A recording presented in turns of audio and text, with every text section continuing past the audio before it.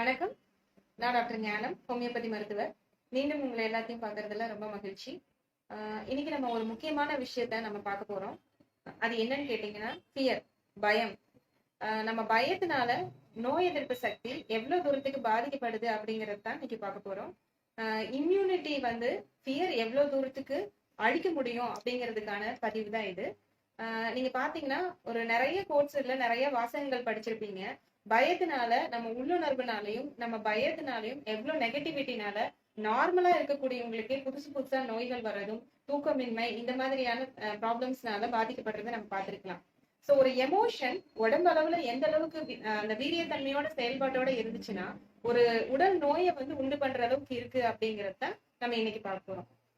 அது எப்படி ஒரு எமோஷன் நம்ம பிசிக்கலா ஒரு நோயை உண்டு பண்ண முடியுமா அப்படின்னு கேட்டீங்கன்னா நிச்சயமா முடியும். ஏன் அப்படின்னு கேட்டீங்கன்னா அந்த பய உணர்வு எப்பதான் நம்மளுக்குள்ள உள்ள இருந்து வருதோ அப்ப நம்ம உடல் ரீதியாவும் நிறைய மாற்றங்களை சந்திப்போம். ஃபார் எக்ஸாம்பிள், நீங்க ஹாப்பியா இருக்கீங்க அப்படின்னா ஃபார் எக்ஸாம்பிள் ஒரு காஃபி குடிச்சீங்கன்னா புத்துணர்வோட நீங்க இருப்பீங்க. அதே மாதிரிதான் நீங்க ஹாப்பியா இருக்கும்போது ஒரு ஹார்மோன் சுரக்குது. அந்த ஹார்மோன் பேர் என்னன்னு கேட்டீங்கன்னா செரட்டோனின்.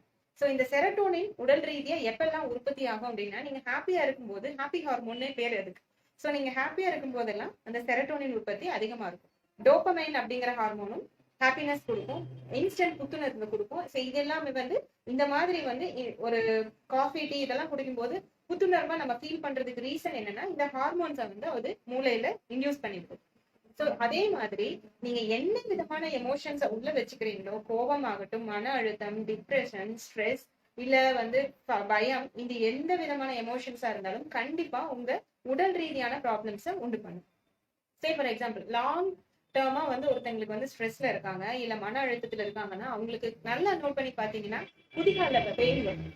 குதிகால பெயின் கான்ஸ்டன்டா இருக்கிறதுக்கு நிறைய ரீசன்ஸ் இருக்கு. ஈவன் டயபெட்டிக்ஸ், அதாவது நீரிழிவு நோய் இருக்கவங்களுக்கு கால் குதிகால் எரிச்சல் வலி எல்லாம் வரும். அது இல்லாம ஹெல்த்தியா இருக்க ஒரு பர்சனுக்கு குதிகால் வலி ஏன் வருது அப்படின்னு பார்த்தீங்கன்னா மன அழுத்தத்தின் காரணமா வர்றதுக்கு வாய்ப்புகள் அதிகம்.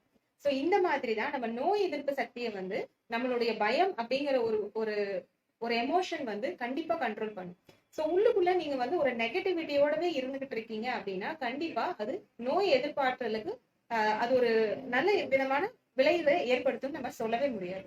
சோ நீங்க எவ்வளவு தூரம் பாசிட்டிவா எவ்வளவு தூரம் அந்த பயத்தையெல்லாம் கடந்து எவ்வளவு பாசிட்டிவா உங்களை வச்சுக்க முடியுமோ அந்த அளவுக்கு நீங்க ஹெல்த்தியா க்ளோ ஆகணும். கண்டிப்பா உங்களுக்கு உள்ள இருக்கக்கூடிய எமோஷன்ஸ் உடம்புல பிரதிபலிக்கும். நீங்க ஹாப்பியா இருந்தீங்கன்னா மட்டும்தான் வெளியில அந்த ஹெல்த்தியான ஒரு விஷயம் உடம்புல நடக்கும். இல்ல நான் உள்ளுக்குள்ள சேடாதான் இருப்பேன், ஒரியோட தான் இருப்பேன், டிப்ரெஷனோட தான் இருப்பேன் அப்படின்னு லாங் ஸ்டாண்டிங்கா உள்ளுக்குள்ள போட்டு நீங்க மன அழுத்தத்தை கொடுத்துட்டு வெளியில நீங்க என்னதான் மேக்கப் போட்டுக்கிட்டாலும் சரி, எக்ஸசைஸ் பண்ணினீங்கனாலும் சரி, வெளியில இருந்து ஃபுட் ஆகட்டாலும் சரி, நீங்க அதெல்லாம் கொடுக்கறது மேபி ஒரு 70 to 80% உங்களுக்கு நல்ல விஷயங்களை ஏற்படுத்தலாம். ஆனா உள்ள இருந்து வரக்கூடிய அந்த ஆற்றல் தான் உடம்பு ரீதியா உங்களுக்கு பிரதிபலிக்கும். சோ ஒரு பிரபலமான சேயிங் இருக்கு, the food what you eat decides about you அப்படிங்கிற மாதிரி. நீங்க என்ன சாப்பிடுறீங்களோ அதுதான் நீ அப்படிங்கிற மாதிரி தான். நீங்க என்ன எண்ணம் உள்ள வச்சிருக்கீங்களோ அதுதான் நீங்க. சோ உங்க லெவல் ஆஃப் கான்சியஸ்னஸ், உங்களுக்கு விழிப்புணர்வு எவ்வளவு தூரத்துக்கு இருக்கு, உங்களை பத்தின புரிதல் உங்களுக்கு எவ்வளவு இருக்கு அப்படிங்கறத பொறுத்துதான் உங்களுடைய ஹெல்த் தீர்மானிக்கப்படுது. சோ இது ரொம்ப இம்பார்ட்டன்டான விஷயம். நம்ம இன்னைக்கு எல்லாத்தையும் கேஷுவலா எடுத்துட்டு போயிடும். நிறைய பேருக்கு தூக்கமின்மை இல்லாம இருந்துட்டு இருக்குது. அதுக்கு காரணம் என்னன்னு பாத்தீங்கன்னா லாங் ஸ்டாண்டிங் ஒரி இல்ல டிப்ரெஷன் இல்ல மன அழுத்தத்துல இருக்கவங்களுக்கு கண்டிப்பா தூக்கமின்மைங்கிற ப்ராப்ளம் வருது. சோ இதெல்லாம் அவாய்ட் பண்ணிக்கணும் அப்படின்னா நீங்க நிகழ்காலத்துல வாழ பழகுங்க. மோஸ்ட்லி நிறைய பேர் பாஸ்ட்ல இருக்காங்க இல்ல ஃபியூச்சருக்கு போயிருக்காங்க. சோ நிகழ்காலம் அப்படிங்கிறது ஒண்ணே கிடையாது. குழந்தைங்க மட்டும்தான் நிகழ்காலத்துல வாழ்ந்துட்டு இருக்காங்க. அதனாலதான் அவங்க எப்பவுமே மகிழ்ச்சியா இருக்க முடியுது. நீங்களும் குழந்தைங்க மாதிரி இருக்கணும் அப்படின்னு பாத்துக்கணும்.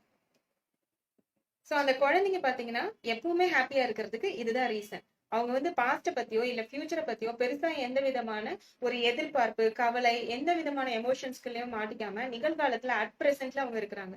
நீங்களும் அந்த மாதிரி இருக்கணும்னா பாஸ்ட புடிச்சு தொங்கிட்டு இருக்கிறது, அதுல இருக்கக்கூடிய பேடான விஷயங்களை ஞாபகம் வச்சுக்கிறது, ரொம்ப வருத்த தரக்கூடிய ஒரு விஷயங்களை ஞாபகத்திலேயே வச்சுட்டு அதோட இருக்கிறது, இல்ல நம்மளுக்கு இப்படி நடந்துருமோ, இல்ல பக்கத்துல இருக்கவங்களுக்கு நடந்துருச்சு நம்மளுக்கு நடந்துருமோ அப்படிங்கிற ஃபியூச்சர் பத்தின ஒரு பயத்தோடவே இருக்கிறது. இது எல்லாமே பாத்தீங்கன்னா கண்டிப்பா நம்ம உடல் அளவுலயும் பாதிப்புகளை ஏற்படுத்தும். சில பேருக்கு வந்துட்டு சில விதத்துல அது வெளிப்படுத்துது. ஒண்ணு ஒரு சிலருக்கு வந்துட்டு உடல் ரீதியா ஒவ்வொரு விதமான நோயா வரும். ஒரே மாதிரி வரணுங்கிற அவசியம் கிடையாது. சில பேருக்கு தலைவலி வரலாம், குடனி வலின்னு சொல்லக்கூடிய கழுத்து வலி வரலாம். இதுக்கு வேற வேற ரீசன்ஸ் இருந்தாலும் மெயினா இப்ப எல்லா நோய்க்கான அடிப்படை என்னன்னு பாத்தீங்கன்னா நாளாக நாளாக ஒரு மன அழுத்தம்ங்கிறது மிகப்பெரிய நோயா உருவாகிட்டு இருக்கு.